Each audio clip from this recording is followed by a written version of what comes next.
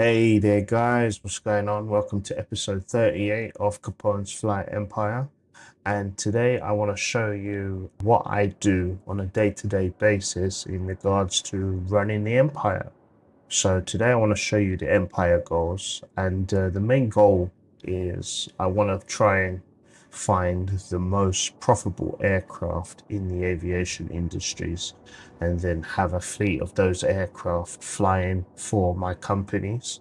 Today also I'm going to be showing you guys my workbook that I created in Excel, Microsoft Excel. This will show you exactly how I actually calculate what aircraft to buy and how much money to spend on the aircraft and stuff like that. Also, I'm going to be making regular videos on the Empire, letting you guys know the status of the companies and when major changes occur. Welcome to this video.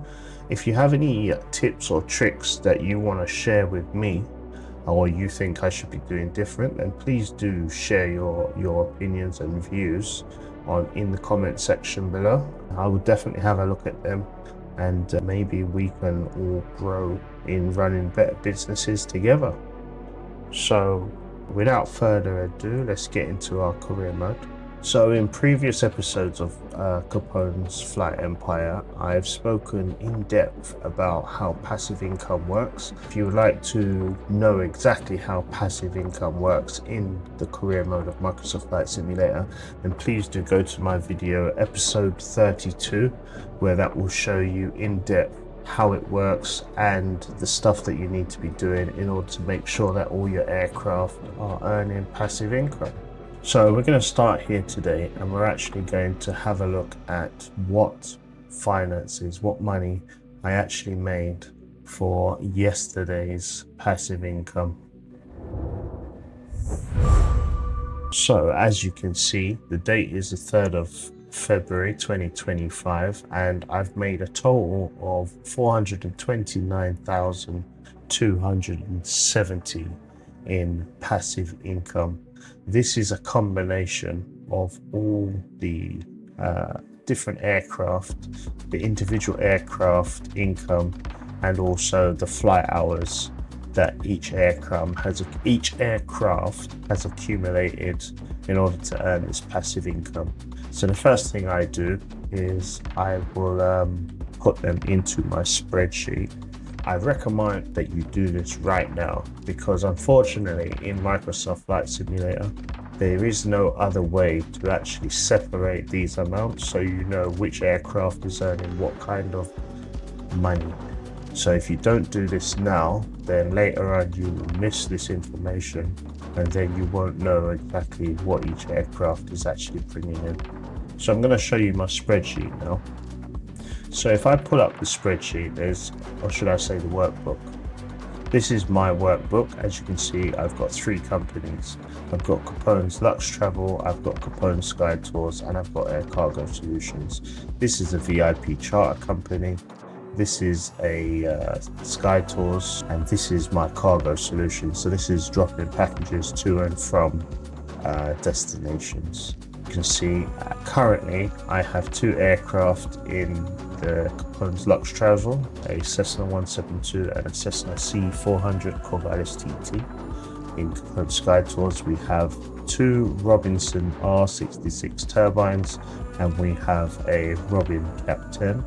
And then finally in Air Cargo Solutions we have another Cessna 172 and the Patey Aviation Draco X. So that is the overview of the company. Also in the logbooks we have the flight hours, previous flight hours, which is all the flight hours that aircraft has actually flown. Yesterday's flight hours, which just came up now, so you'll be able. I'll actually input those figures into this right now. And then also we've got the total flight hours. These are the total flight hours of these 2 figures calculated today. So we've got the flight hours there. We also got the previous passive income. So this is the total passive income that each aircraft has actually made. We have yesterday's passive income, which is the amount of money which is just coming just now. And then we've got the total passive income. Then we've got our previous income. So now what this is, I did one flight yesterday. No, sorry, I did two flights. I did a flight with the Cessna 172 and I did a flight with the Cessna C 400 Corvallis. So you can see two flights that I made yesterday, and this is the income that I actually made per flight. And then right at the bottom, this is the grand total of these two figures added up together. So what I tend to do is after each 24 hours has elapsed, I will then change this bottom figure, the total figure, and I will place it at the top. And then any new calculations I will then fill in right here. So this is done every single day. Every flight that I actually make, I will actually just continue filling out until we get to the end of the 24 hours. Once we get to the end of the 24 hours, I will take that total and put it up the top there and then clear these off. We also do the same with the maintenance. This is the maintenance page. On the maintenance, there's several different parts of maintenance we have to do with the aircraft, from washing, checkups, maintenance, replacing parts, insurance. The insurance is how much I actually pay for the flight. So any flights that I actually fly, this is how much insurance I have to actually pay. And then also fuel. So how much fuel I actually spend. So this is the worksheet for all of those expenses. And as you can see down here, we have a lot of figures. So when is the best time to update the company records? I've actually worked out when are the best times to update records. The first one is before the first flight of the current day. Second time is immediately after each flight. So all of these figures have now been entered. So we can now move on inside the company. Okay, so also have an insurance bill of $2,050. So you only ever get charged insurance on the flights that you actually fly. So we can see here that I was charged $2,050 in total. So we need to input this information onto our spreadsheet. So if we go to our maintenance, so the first aircraft is the Corvallis TT with 600 credits.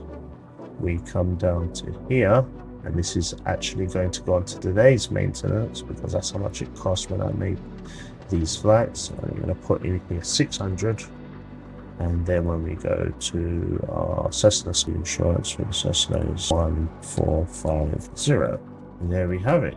So we can now move on from this. You won't be able to separate these amounts inside the sim, so you need to make sure you do this at this time, otherwise you're going to lose this information. Right, so now that we're in the sim, let's actually have a look at our spreadsheet a bit more.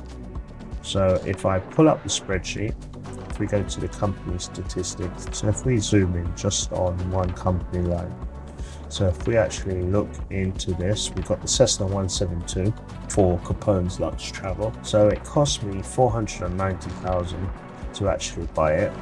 The total wash cost at the moment is $15,876. The checkup cost, the total is $85,080. The cost so far is $16,092. Part replacement, these are the parts that I've actually had to buy again because of wear and tear, damage, or me even crashing the aircraft. So $21,154. And total cost of the aircraft. So this is how much, since I purchased the aircraft, how much the aircraft has actually cost me. So it's cost me a total of $632,846.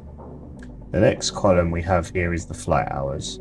This is the current flight hours. So this is how much flight hours I've actually had this aircraft fly. This includes passive income and me actually flying the aircraft. So this aircraft, the 172, is flown for a total of 17 hours and 20 minutes. The total passive income, here is the passive income section. So the total passive income that I've actually made from this aircraft is actually $320,540. if we're looking at the profit and loss and the profit and loss per hour, these numbers change. They go up or down over time, just depending on how much passive income you actually earn. The more flight hours you accumulate is the more passive income value you'll actually earn. So that gives me a general idea. Now everything which is a minus is in red, everything that is in black is a plus to the company. So it looks like these aircraft are actually losing a lot of money. That's because the flight hours is not that much. 17 hours of the total lifespan of the aircraft is not a lot. That just gives me an idea as to what aircraft is more valuable when it comes to flying passive income or when it comes to me actually flying itself. So as you can see in this column here, the most profitable aircraft when it comes to passive income is this one here, because we're only making a loss of 83,983 for the total 17-20 hours, as opposed to this aircraft passive income. So this tells me straight away that between these two aircraft, it's more profitable for me to fly this aircraft in passive income more than the Cessna 172. So that gives you a general overview as to what aircraft you should be allowing to fly in passive income and what aircraft you should be flying yourself. Next we get to my personal flight values, my personal flight income. Now if you notice, we haven't actually added any fuel costs into the calculations. I haven't inputted that into the spreadsheet, only because I only fill up the aircraft at the beginning of a flight. I could go through all the aircraft and refill them, but I tend to refuel the aircraft before a flight because I might not fly that plane for a little while. So therefore I could be spending money on fuel and I'm not actually flying that aircraft for a little while. So it's just basically saving that money. So this is how much money I have personally made from the missions I have flown with these aircraft. And then if we come down here, we can see how much I'm making on the Air Cargo Solutions aircraft as well. So the more flights you do with the aircraft is the more flights I know how much money I'm making on them. As you can see here, because we haven't flown these aircraft, we're not actually paying for any insurance or fuel costs. You don't pay fuel costs for passive income, you only pay fuel costs for the actual flights you actually make. To give you an example, these SkyTour missions, they actually cost approximately, they actually pay maybe about 20 to 25,000 credits per flight, but maintenance prices are exactly the same. And then finally, we've got our current aircraft value. If I was to sell the aircraft today, that's how much money I would actually get back. If you actually buy the aircraft, you actually spent $9,490, for example, for the Cessna, but it's actually only worth 323,805. So there's definitely depreciation value there. Now it's not worthless, it's not zero, but at the same time it is losing value.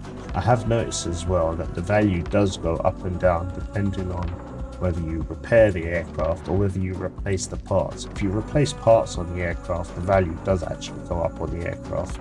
So that's something to take into consideration in regards to when's the correct time or when's the best time to sell the aircraft. So the final column, this is the total profit and loss of each individual aircraft. So this takes into consideration all these calculations as well as the current aircraft value, and we can see here that the overall profit or loss of this aircraft is 541,465. So this is how much positive money this aircraft is actually generated. So if I was to sell it today, right now, I would gain an income of 541,645 to my finances. As you can see, these aircraft now, they've been flown enough flight hours to actually become profitable. So before, these was in a minus, but we've flown enough flight hours. I now know how much money, or I now know how long I need to fly these aircraft before they actually start bringing back profit. That's generally an overview of how profitable our aircraft or my aircraft are. in each of the businesses, in each of the company. So this is the current status of the empire. If there's anything that you didn't understand or anything that you want me to go over a bit more, I'm not the greatest speaker, then please let me know in the comment section. If you've got any questions that you want to ask me in regards to how I do things or how I should be doing things, please let me know. Stay strong, stay safe, stay focused. Take it easy. Bye-bye.